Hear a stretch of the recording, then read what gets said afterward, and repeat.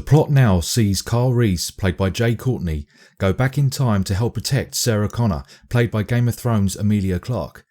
However, things are not as they seem, and this is where the writers moved the Terminator franchise forward with good old-fashioned time travel. Timelines change, and with it the whole dynamics of what developed in the original Terminator films. But, and it's a big but, what the writers cleverly did was to introduce aspects of familiarity.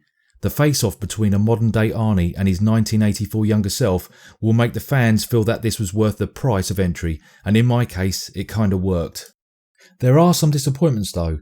The CG, especially of Arnie, can be hit or miss, but my biggest issue was casting. Emilia Clarke felt out of place.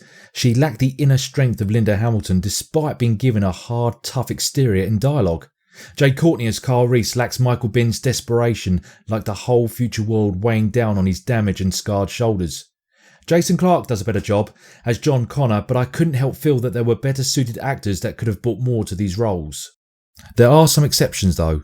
I really enjoyed watching J.K. Simmons' character and was gutted that he was so underused, but it was cool nonetheless, especially when you find out who he is.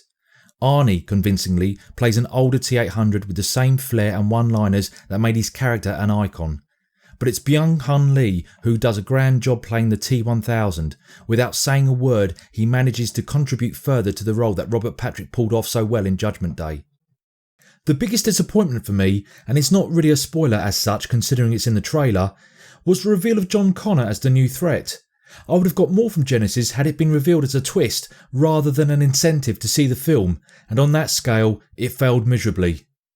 My original issue with any new Terminator film was its disconnection from the original two. I couldn't help feel that Terminator 3 Rise of the Machines and Salvation almost felt like it was independent of the franchise, despite similarities in the property. If anything, it ignores them, even if Rise of the Machines was a solid enough entry. However, I did feel without the inclusion of the 1984 timeline, it could have quite easily fallen into the same camp, something the writers were certainly aware of, even if it did star the Austrian Oak.